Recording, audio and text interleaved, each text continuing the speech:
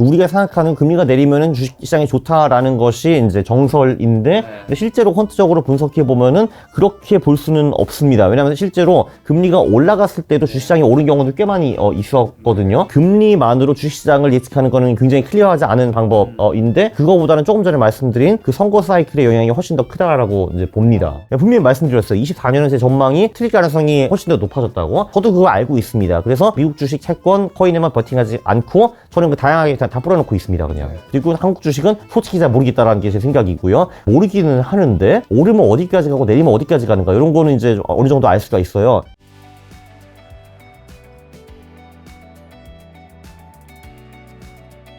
강욱 작가님은 이제 새해 뵙는 거는 처음인데 네, 맞아요. 네. 올해 뭐 소망 같은 건 있으세요? 이제 뭐 올해도 2권 쓸 거고요. 그래도 이제 제 유튜브가 29만이니까 올해는 50만 좀 가야 되지 않을까라고 생각을 하고 있습니다. 네. 혹시 강욱 작가님은 이제 작년에 2024년 뭐 주식시장 어쨌든 뭐 예측 같은 거 많이 하셨을 텐데 아무래도 뭐 그 유튜브 하는 사람이 뭐 그렇게 하는 거죠, 뭐. 네. 네, 그 중에서 뭐 몇 개나 맞추셨고 뭐 몇 개 정도 틀리셨는지. 제가 이제 12월 말에 그거를 다 찾아봤어요. 제 유튜브 채널 다 보면서 이제 몇 개 했나 맞았나 했는데 15개 이제 해가지고 10개는 다 맞았고 4개는 반 정도 맞았고 1개는 완전히 틀렸더라고요.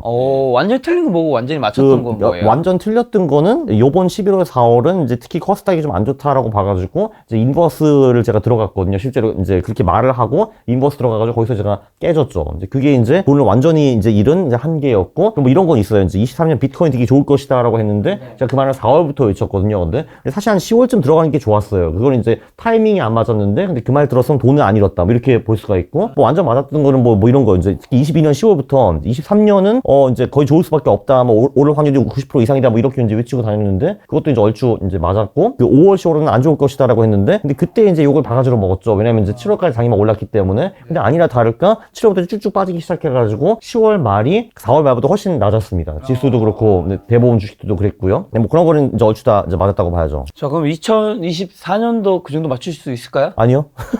네. 일단, 이게 어떻게 보면 이제 10개를 맞췄고, 4개를 반을 맞췄고, 1개 틀리면은 15개 중에 12개 맞춘 거잖아요. 그럼 이제 80%인데, 일단 거기는 이제 운이 굉장히 많이 작용을 했고, 근데 24년에는 그만큼 운이 있을 가능성이 별로 없다라는 게 제 생각이에요. 이제 그 이유는 뭐냐면은, 제가 이제 뭐로 전망을 하는가. 이제 보통 기절성으로 많이 하거든요. 그러니까 이러면 대체로 뭐 11월 4월은 오른다, 5월 10월은 떨어진다, 1월은 강하다, 뭐 3, 4월은 특히 강하다, 뭐 이런 식으로 이제 많이 하는데, 이제 그게 23년에는 되게 잘 들어맞았어요. 이제 들어맞은 이유는, 23년에 별일이 없었기 때문에. 네, 그겁니다. 사실 23년을 제가 되돌아 생각해보면은 상반기에는 에코프로밖에 생각이 안 나고요. 하반기에는 뭐 이스라엘 팔레스티나 전쟁 요 정도인데 이제 물론 뭐 2개는 큰 이벤트이긴 하지만 큰 그림에서 전 세계에서 보면은 그게 사실 별게 아니거든요. 2개 다. 근데 아니 어떻게 이스라엘 전쟁이 별게 아니냐라고 하실 수가 있는데 그 전쟁은 주가는커녕 유가도 못 건드렸어요. 사실. 그래서 이제 글로벌 금융시장이 대속해 보는 전쟁은 아니다라고 이제 볼 수가 있습니다. 자, 근데 24년에는 선거가 76개가 있어요. 전 세계적으로 76개가 선거가 있는데 그 중에서도 메이저를 보면 당연히 미국이 있고 한국도 총선이 있고요. 일본, 영국, EU 의회도 있고 선거의 해라면서요? 네, 그렇죠. 그리고 러시아, 우크라이나 둘 다 이제 전쟁하는 나라도 지금 그 선거가 있고요.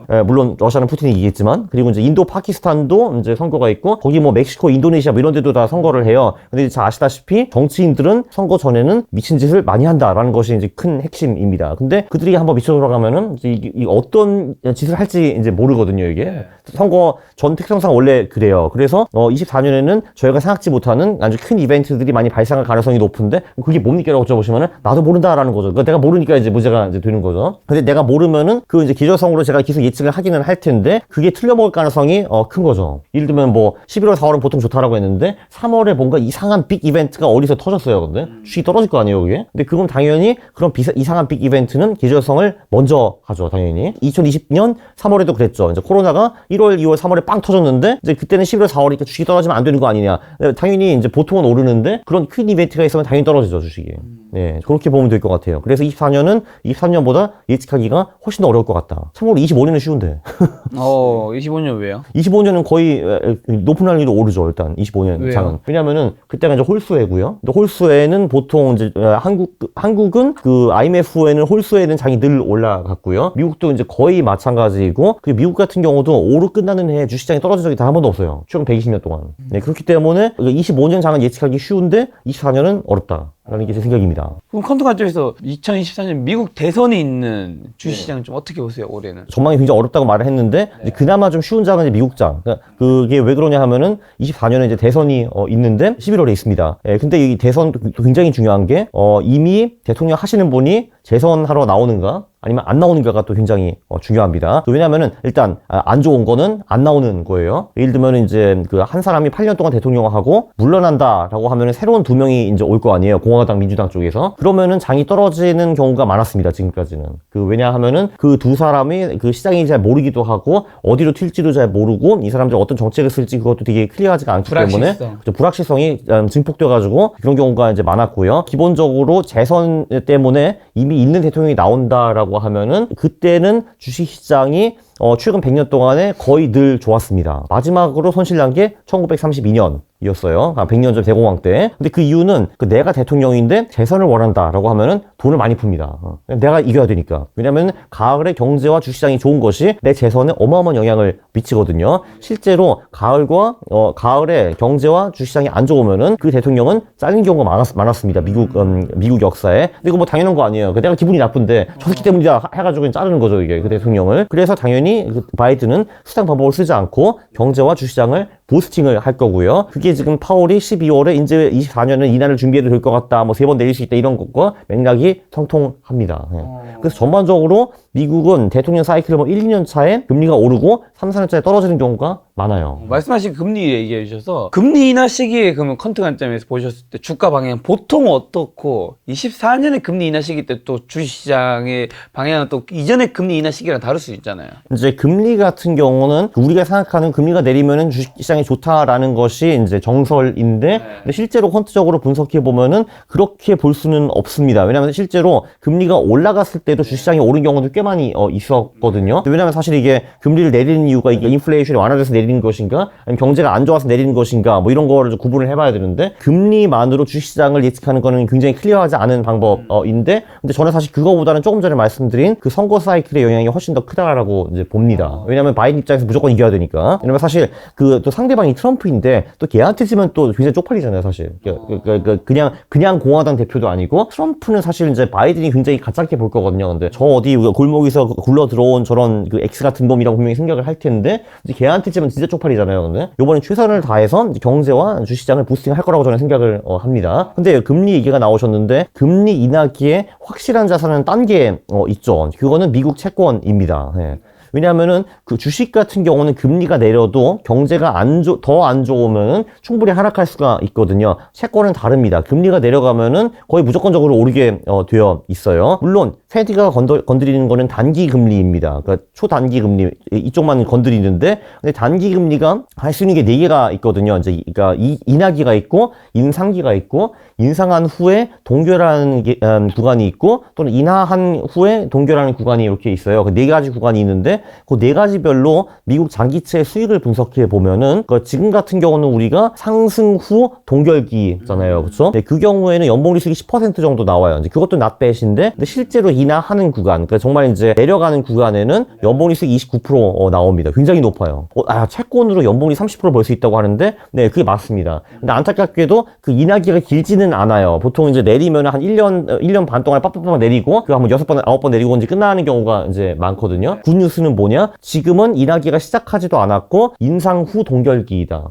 근데 이제 인상 후 동결기가 언제 시작했냐면 7월 말에 시작했어요. 그때 7월 말에 마지막으로 페드가 금리를 올렸거든요. 근데 그 후에 3개월 동안 채권이 더 빠졌습니다. 왜냐면은 7월 말에 올리고 나서 이게 마지막인지 아니었는지 시장이 확신을 이제 못한 거예요. 근데 한 10월 말쯤 되니까 오케이 이제 더 이상 인상을 없겠구나라고 시장이 눈치를 챘습니다. 그래서 그때부터 지금까지는 20% 정도 올라가지고 저도 얼떨결에 이제 이번에 그걸로 이제 좀 이제 벌었고 근데 그럼 이제 20% 올랐으니까 판 사람들이 굉장히 많더라고요. 이 정도 먹었으면 됐다라고 생각을 했는데 근데 그게 아니라는 거죠. 이제 기본적으로 그 인상 후 동결기 엔드 인하기까지는 채권이 계속 이제 오르기 시작하거든요.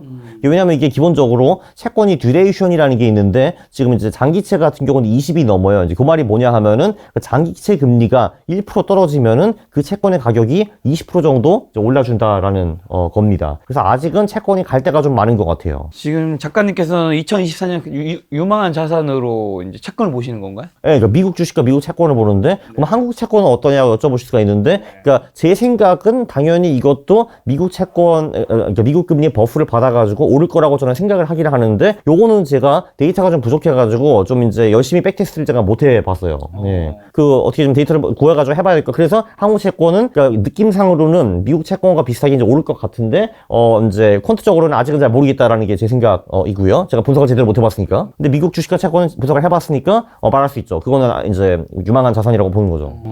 미국 채권을 일단 첫 번째로 확실하게 좀 더 좋게 보신 것 같고 그럼 미국 주식도 좋게 보시면 미국 주식 중 유망하게 보는 쪽은요? 저 같은 경우는 아무래도 이제 소형주를 이제 많이 하고 있는데 한 지금 3분의 1 정도는 소형주이고 이제 3분의 1은 S&P 500 그리고 3분의 1은 러셀 2000을 하고 있어요. 아니 러셀 2000이 소형주 아니냐 하실 텐데 전 러셀 2000도 하고 그 밑에 있는 소형주도 이제 하고 있습니다. 그러니까 기본적으로 러셀 2000이라는 거는 이게 러셀 1000 지수라는 게 있어요. 그거는 이제 미국에서 시가총액 1위부터 1000위 기업이고 러셀 2000은 이제 그 뒤에 2000개 그러니까 1001위부터 3000위를 말하는 거예요. 근데 이제 이것도 이제 미국 같은 경우는 대형주와 소형주의 강세 구간이 조금 달라요. 그러니까 소형주 같은 경우는 보통 이제 11월부터 6월까지 강한데 그 중에서 2월, 3월이 조금 약하고요. 그리고 대형주는 그 나머지 구간, 그러니까 2월 중순부터 3월 중순 그리고 6월부터 10월까지가 좀 강한 편입니다. 지금은 소형주가 좀 강세 구간이고요. 특히 미국 같은 경우는 1월에 대부분 이제 그 루저 주식들, 그러니까 뭐 최근 1년 동안 많이 떨어진 주식, 그리고 이제 소형주, 그리고 저피비어 주식들이 많이 오르는 경향이 있어요. 1월 같은 경우는. 네. 그게 한 2월, 15일 정도까지 갑니다.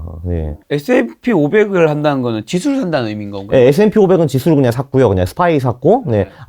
저희 러셀 2000은 IWM이라는 ETF가 있고, 나머지 3분의 1은, 이제 제가 퀀트적으로 뽑은 이제 소형주 샀는데, 얘네들이 10월부터 정말 수익이 미쳤죠. 지금 한 놈이 450%가 올라가 있고, 두 번째 놈이 200 몇 프로, 그리고 또 두 놈이 100% 이상 올라갔으니까, 이제 미국 소형주가 지금 10월부터 굉장히 잘 되고 있죠. 10월 한 중순부터. 10월 말부터. 네. 여러 가지 투자하시는데 지수를 꾸준히 그럼 사는 거예요? 그러니까 미국 같은 경우는 그러니까 소형주가 한국 소형주보다도 훨씬 더 많이 움직여요. 거의 코인 수준이거든요. 미국 소형주는. 그래서 여기서 내 자산에 너무 큰 거를 넣으면은 내가 이제 안 그래도 좀 흰머리가 나오고 있는데 더 많이 나올 것 같아요.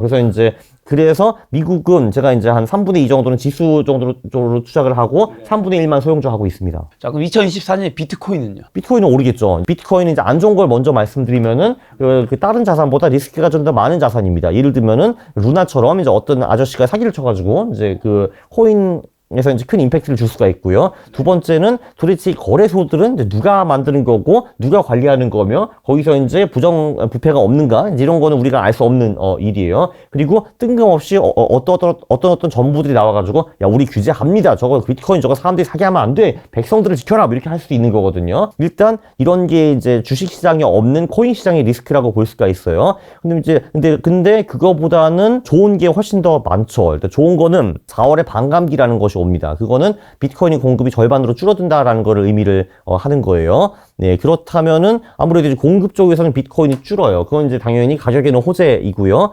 그리고 이제 1월에 그 ETF 승인 문제가 있습니다. 비트코인 현물 ETF 승인 문제. 그게 만약에 그 체결이 된다라고 하면은 기관 자금이 비트코인이 굉장히 많이 몰려올 가능성이 높죠. 이게 왜냐면은 기관 입장에서는 어떤 이상한 거래소에 가가지고 비트코인을 사는 것이 좀 굉장히 불안하거든요. 왜냐면 이제 내 돈도 아니고 고객 돈인데 가가지고 저기 거래소에서 해킹당했어요. 죄송합니다. 할 수가 없잖아요. 근데 예를 들면 블랙록이라든지 피델리티 같은 데가 ETF를 만들어가지고 난 그 ETF 샀습니다. 그리고 문제 생기면 쟤를 책임이에요. 이렇게 이제 되는 거는 훨씬 더 다르죠. 그리고 이 기관들이 기본적으로 관리하는 돈이 수십조 이제 달러인데 그 중에서 만약에 뭐 1%만 우리가 자산 배분 차원에서 비트코인에 넣겠다라고 할 수도 있거든요. 그게. 근데 그것도 벌써 몇천억 불이잖아요. 그 자금이 비트코인에 들어온다라고 생각하면 이제 어마어마한 거죠. 그리고 만약에 1월에 SEC가 ETF 승인을 거부한다라고 할지라도 이거는 시간 문제라고 보는 거죠. 지금은 사실은 그 ETF를 영원히 막을 수 있는 이제 명분이 이제 별로 네, 없으니까요. 그래서 수요와 공급 면에서 둘 다 굉장히 호재이다. 그리고 반감기가 있는 해만 살펴보면은 이게 2012년, 16년, 20년에 있었거든요. 24년에 이제 오는데 기존 반감기 중에서 수익이 가장 안 좋았던 때가 플러스 124%였어요.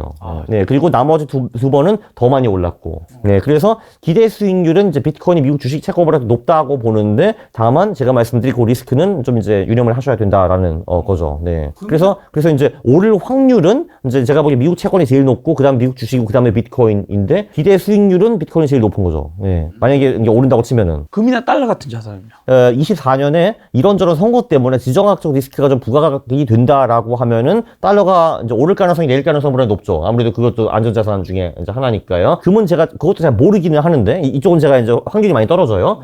기본적으로 금은 장기적으로 미국 주식과 반대로 가는 자산이에요. 네, 그래서 기본적으로 이제 미국 주식 같은 경우도 10년, 15년 동안 약할 때가 있거든요. 그때는 금이 쫙 올라가고 이제 반대로 미국 시장이 10년, 15년, 20년 동안 이렇게 쫙 우상향하는 경우 있잖아요. 그때는 보통 금이 비실거려요. 네, 그래서 최근에 한 2009년 후에, 2009년 후부터 지금 미국 주식이 잘 되고 있잖아요. 그때부터는 금 시장이 별로였어요. 그러니까 금도 한 11년 정도까지 오르다가 그 후부터 계속 별로거든요. 12년 동안에. 근데 제가 말씀드린 것처럼 저는 이제 24년과 25년까지는 미국 주식을 좋게 보기 때문에 그때까지는 금이 대단한 파워를 보여주지는 못하지 않을까 생각인데 저는 이제 그 후에는 미국 시장은 별로 안 좋다고 보거든요. 근데 그 한마디로 미국 시장이 장기 횡보장이 오면은 그때는 금이 다시 부각이 될 거라고 저는 생각을 해요. 네.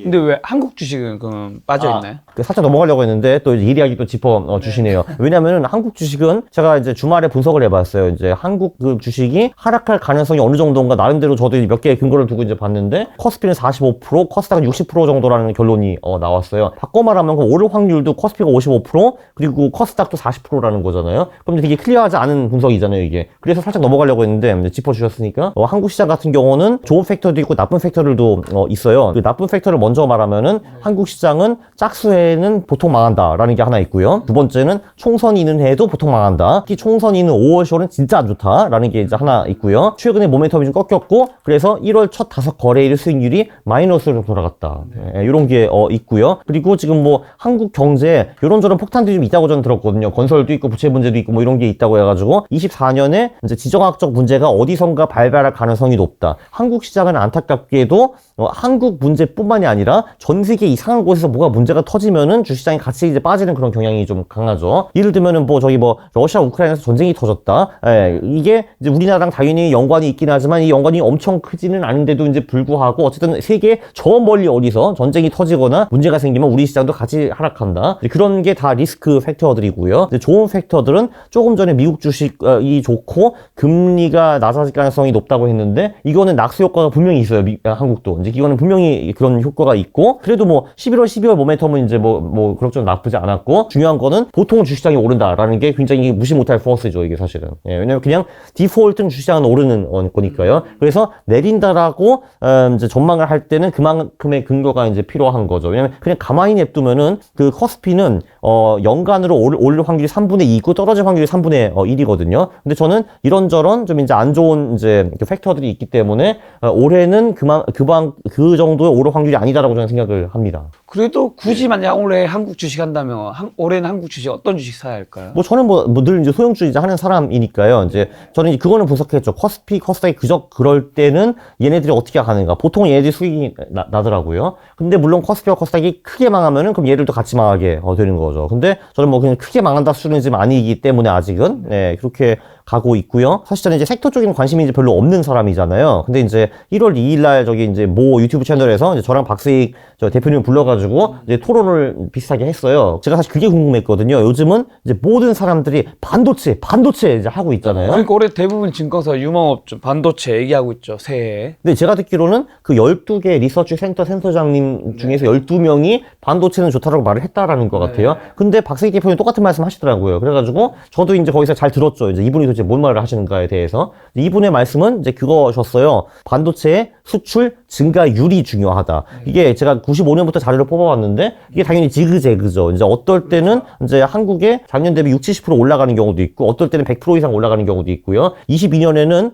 전년 대비 마이너스 50% 찍기도 했어요. 자, 그러면 우리가 봐야 되는 건 그 증가율 한 번 한 마이너스 10% 이하로 이제 떨어진 다음에 얘가 2달 연속으로 증가율이 올라올 때 이제 그때 들어가는 타이밍으로 제가 전략을 한번 구사해 봤어요. 그러니까 예를 들면은 뭐 작년 1월이 뭐 예를 들면 마이너스 40% 찍었다고 치고 그럼 2월이 뭐 마이너스 25%, 뭐 3월이 마이너스 13%. 그러면 이제 계속 마이너스긴 하지만 어쨌든 증가율이 좋아진 거잖아요. 마이너스 50, 28, 13 그렇게. 이제 그때 들어가는 전략을 제가 만들어 봤는데 이제 그 타이밍으로 보면은 반도체 들어갈 타이밍이 23년 3월이었어요. 23년 3월. 그럼 지금 10개월 지나지 않았는가? 지금 들어가는 거 너무 늦지 않느냐라고 말을 할 수가 있는데 그러면은 보통 그 타이밍이 들어가면은 그 2년 동안에 얼마를 먹을 수 있는가? 평균적으로 한 80% 정도 먹을 수 있더라고요. 예, 그러니까 이제 그 타이밍이 들어가면은 그러면은 반대로 말하면은 25년 3월까지는 아직 반도체 기회가 있다라고 볼 수가 있는데 여기서 이제 주목해야 될 거는 삼성전자는 그 23년 3월 타이밍 후에 20% 이제 올랐고 하이닉스는 55%인가 그 정도 올라 있더라고요. 그러면은 반대로 말하면 삼성전자는 이게 평균적으로 80% 오른다고 치면 아직 먹을 게 있다라는 거고 하이닉스는 별로 없다라는 거죠. 그리고 지금은 수출 증가율이 전년 대비 한 플러스 20%까지 와 있거든요. 근데 보통 통상적으로 이 반도체 수출이 가기 시작하면은 이것도 한 보통 플러스 60에서 70%까지는 가요. 그래서 이 반도체 성장률이 증가하는 게 아직은 그래도 몇 달 정도는 갈 것 같다라는 게 제 생각입니다. 예. 과거 타이밍을 이제 분석해 보면요. 작가님도 보셨을 때 뭐 반도체 쪽 좋게 보신다는 거네요? 네. 저는 사실 반도체에서 아무것도 몰랐는데 요번에 그 힌트를 받고 데이터를 분석해 보니까 그래 아직 이제 수출 증가율이 증가하는 게 뭐 그래도 몇 달은 더 갈 것 같네라는 게 제 생각이에요. 둘 중에 네. 그리고 사야 된다면 지금은 상승 여력이 남아있는 삼성전자가 하이닉스보다는 좋게 보시는 거예요. 그렇죠. 왜냐면 하이닉스는 벌써 60% 올라 있는데 요번에는 얘가 80% 아니고 180%갈 수도 있어요. 예, 그러나 논리상 봐서 얘네들이 평균 80% 정도 올라주는데 얘는 60% 올라줬고 얘는 20% 올랐어. 그럼 얘를 산 게 낫죠. 삼성전자를. 이제 이런 걸 뭐 감으로 얘기하시는 분이 아니라 지난 역사의 통계 데이터를 가지고 이제 얘기하시는 거잖아요. 그렇죠. 그리고 이제 여러분들 중에서 뭐 삼성전자 갖고 계신 분이 600만 명 있다라고 들었거든요. 그분들 다 김작가 TV 보지 않겠습니까 지금? 예, 그렇죠. 아무래도 이제 인기가 많은 주식들이니까 삼성전자, 하이닉스. 그래서 한번 뭐 분석해봤습니다 이렇게. 네. 그래도 제 소형주의 수익률이 더 높다고 이제 보는 사람이기 때문에 그쪽으로 갈 거긴 해요. 그러나 삼성전자 나쁘지 않게 보이다라는 게 생각입니다. 개인적으로는. 그 소형주는 어차피 컨트 돌리는 거잖아요. 맞아요. 네. 네. 그렇죠. 컨트 관점에서 그러면 올해 미국이랑 한국 주식 매수 매도 타이밍은 좀 어떻게 될까요?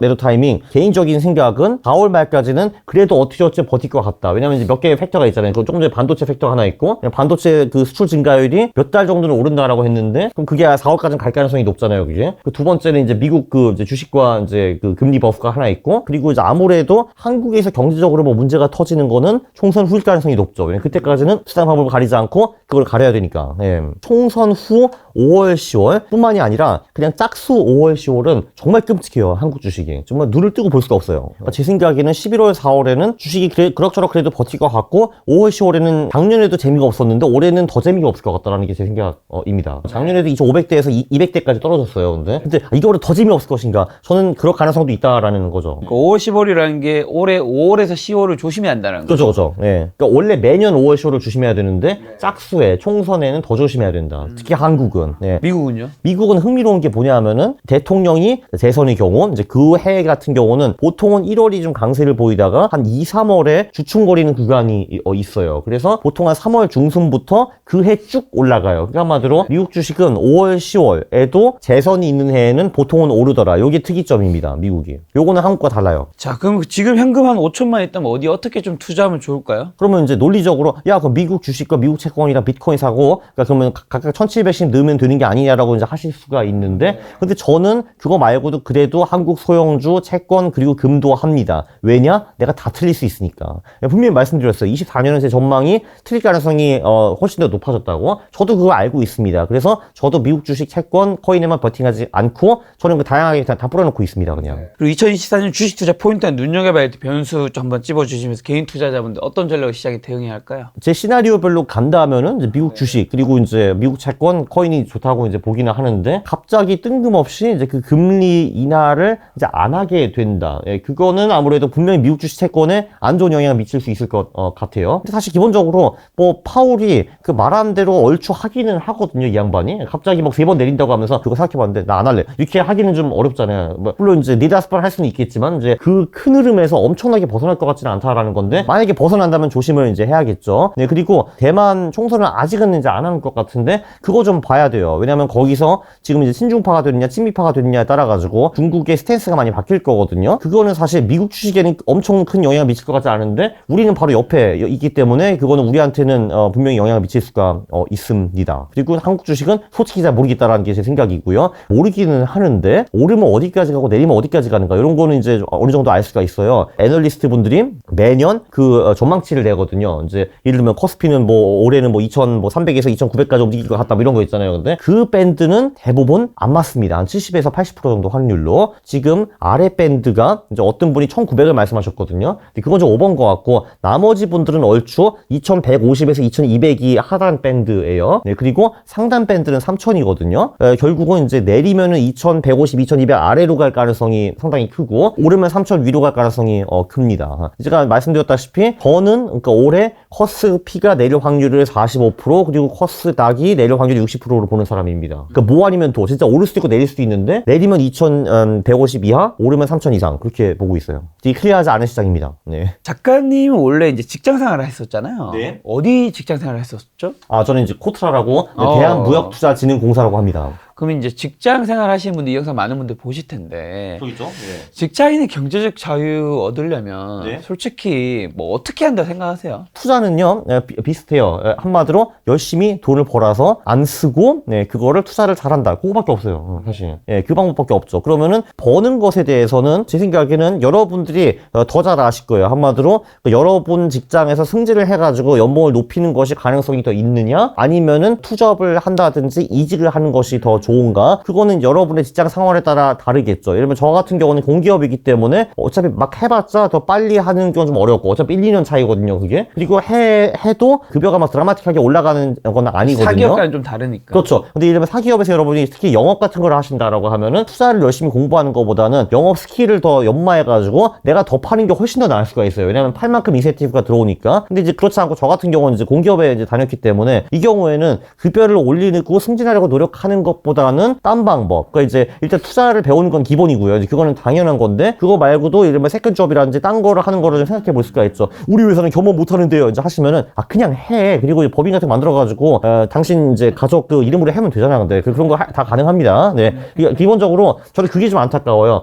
우리 회사에서 겸업하면 안 된다고 했어. 야, 회사가 뭐 신인이야, 근데 하느님이야? 그 회사가 시키면 너 뛰어내릴 거야? 이거잖아요, 사실 근데 하면 어쩔 거야, 회사가 근데. 워스트 케이스 너 자르면은 딴 데 가면 되잖아, 근데. 그렇잖아요, 근데. 걸리면 딴 데 가면 되는 거지. 그래서 그렇죠. 예. 그냥 우리 회사는 겸업 안 하는데 그럼 나 세컨잡 절대 안 할 거야. 이런 분들이 되게 많아요, 근데. 좀 더 사고를 자유롭게 하는 게 좀 낫다라고 이제 봅니다. 네. 아니 말씀하신 거에서 와닿는 게 사업을 해야지 자기 일을 해야지 돈을 많이 번다고 하는데 모두가 그런 거 아니잖아요. 사실은 자영업자 5년 이내 폐업률이 뭐 엄청난 뭐 확률이 뭐 70% 뭐 90%라고 하면서 그리고 직장인이 직장인을 하는 이유는 그 사업 라이프 그 패턴에 본인이 안 맞기 때문에 직장인을 사실 하는 경우가 많거든요. 맞아요. 네. 그리고 사실 그래서 직장인의 90%는 사업하면 저는 망한다고 봐요, 기본적으로. 왜냐면 직장인의 마인드와 사업가의 마인드는 저도 해보니까 완전히 180도 이제 다르기 때문에 이쪽에 익숙하고 이쪽이 맞는 사람은 저쪽으로 가기가 굉장히 힘들어요, 기본적으로. 그래서 어쨌든 내가 만약에 돈을 버는 방법은 투자 이전에 돈을 버는 거는 결국에는 내가 회사에서 승진하거나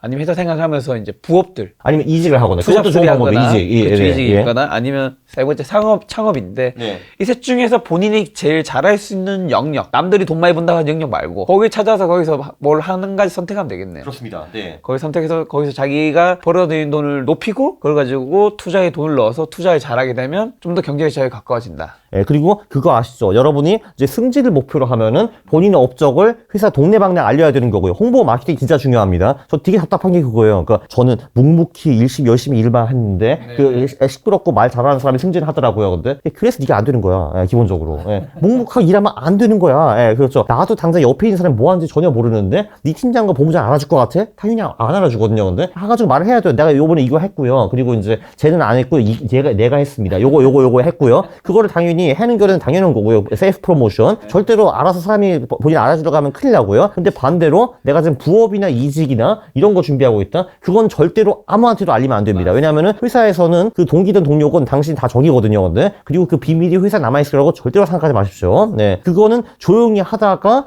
이제 내가 지금 투잡을 하고 있는데 이게 진짜 잘 되네. 이쪽으로 나가야 해서 그때 말하고 빠이 하고 나가는 겁니다. 그전에는 절대로 아무한테도 얘기하면 안 돼요. 자기 업무 성과를 담아 그 PR 할 때는 너무 자랑처럼 안 들리게. 그렇죠. 너무 자랑스러워하지만 이제 겸손하게 잘 근데 분명히 전달하는 알려줘요. 내가 했다는 네. 거를. 왜냐면 실제로 그 미국에 한국 사람들이 취업을 했을 때 한국 사람에게 답답해. 가장 아쉬운 것 중에 하나가 답답해. 한국 사람들이 너무 겸손하고 너무 자기 업무 성과를 자랑하지 않다 보니까 이 기본적- 친구가 얼마나 일을 잘하는지 회사에서 잘 모르는 경우가 많다고 미국에서 일하는 사람들이 한국계인 분들이 많이 얘기하더라고요. 그러니까 기본적으로 이게 이제 한국인 특히 이제 이과를 나오면은 클리셰가 이거거든요. 그냥 열심히 성실히 학교에 다녔고 그다음에 공부를 열심히 하는데 근데 보통 기본적으로 이 사람들이 말이 별로 없어요. 그리고 정말 묵묵히 컴퓨터 앉아가지고 이제 그거만 해. 그러니까 뭐 사무직이 되었든 이제 인저니어링이 되었든 하거든요. 근데 보통 이런 사람을 서양에서 그러니까 유럽과 미국에서는 이거를 그 BS 그 단어 있잖아요. 근데 비오시읒 네. 라고 봅니다. 예. 그러니까 네 주장을 똑바로 하고 이제 네가 원하는 거를 이제 쟁취해야 될 거 아니야라고 생각하는 게 서양 사람들의 기본 마인드거든요. 근데 한국에서는 그냥 묵묵히 이과생들은 앉아가지고 그냥 이제 컴퓨터만 돌리고 있는 게 그 당연시 되어 있거든요. 그러니까 한마디로 그러니까 유럽에서 비오시읒으로 이제 불리는 사람을 한국에서는 그냥 보통 사람으로 보거든요. 이게 근데 크게 잘못된 겁니다. 네. 저희 시청자분들에게 새해 인사 및 새해 이제 투자 조언 한마디만 주고 가신다면요. 직장인 분들이 이제 많으실 테니까 이제 경제적 자유를 이제 노리기 위해서는 확실히 수입을 좀 늘려야 됩니다. 그게 이제 그게 이제 이직이든 승진이든 투잡이든 창업이든 여러분한테 딱 맞는 거 고민해 보시고요. 그리고 지출 여러분들이 지금도 많이 안 한다고 하실 텐데 그거에 또 한 번 좀 분명히 30% 50%더 줄일 수 있는 방법이 있을 겁니다. 가계부를 잘 써보면은 내가 이런 걸 지출하고 있었어. 아니 우리 애가 지금 학원을 4개나 다녀. 2개만 다녀 임마. 이렇게 하든지 이제 여기 다 방법이 있고요. 네 그리고 이제 투자는 그거는 그냥 필수입니다. 그냥 이제 왜냐면은 여러분들이 돈을 더 많이 벌고 지출을 적게 하면 그만큼 이제 디퍼런스가 남을 거 아니에요. 근데 어떻게 잘 불리는가. 그리고 저는 개인적으로 올해는 미국 주식 채권 코인이 좋다라고 보고 있는데 제가 다 틀릴 수 있기 때문에 저는 자산 배분을 하고 있습니다. 작가님 컴퓨터를 돌렸을 때 만약에 그 월급쟁이 직장인분들이 꾸준히 어떤 자산 아니면 어떤 주식을 뭔가 지수를 산다고 했을 때 어떤 걸 그냥 계속 모아가면 좀 괜찮을까요? 미국 주식 채권, 한국 주식 채권, 금 그리고 한 뭐 자산의 5에서 10% 떼가지고 코인을 하는 거는 전 나쁘지 않다고 봅니다. 미국 주식이라면 개별주 아니면 그냥 지수? 잘 모르시겠으면 그냥 지수 하는 거죠. 지수라면 S&P 500 아니면 나스닥? 뭐 S&P 500, 나스닥, 러셀 2000 다 좋다고 봅니다, 저는. 네. 근데 3등분 할 수도 있고요. 3등분 하는 것도 방법이에요, 저는. 그럼 어차피 이제 이거 미국에서 이제 개별주를 직접 골라서 사셔가지고 그 성공하신 분들도 이제 많이 있는데 근데 주가 지수보다 훨씬 더 못 미치는 수익을 내신 분들도 많이 있어요. 그래서 그거는 스킬이 필요합니다. 근데 그 여러분이 아마 제 생각에는 2020년에 시작하신 분들이 많으실 거거든요. 그럼 이제 상승장도 겪으셨고 하락장도 겪어보셨고 20년부터 20, 21, 22, 23 4년 동안의 시간이 있었잖아요. 그 4년 동안에 여러분의 미국 투자의 성과를 한번 미국 S&P 500이나 나스닥 지수에 비교를 해보세요. 그래서 그거 내 수익이 훨씬 높은디 하면은 지금 하시는 거 그거 하시면 됩니다. 그게 안 되면 그냥 지수나 그렇죠. 다 모으는 게 현명할 수 있다. 그렇죠. 그러니까 이런 분들이 계시죠. 야, 내가 최근 4년 동안에 뭐 엔비디아, 마이크로소프트, 테슬라 다 사가지고 다 먹었는디 하면은 그럼 당신은 이제 간택받는 사람입니다. 그거 하시면 되고요. 내가 테슬라 사기 샀는데 22년에 사고 23년에 팔았네 하시는 분들은 지수, 네, 그죠? 네, 너 자신을 알아, 엘라. 4년 동안의 기회가 있었습니다, 여러분. 4년 동안. 알겠습니다. 강한국 작가님과는 다음번에 또 재밌는 시간 한번 만들어 보도록 하겠습니다. 오늘 만난 손님 강한국 작가님이었습니다. 지금까지 소중한 시간 함께 해주셔서 정말 감사합니다. 오늘도 김 작가였습니다. 고생 많으셨습니다. 감사합니다.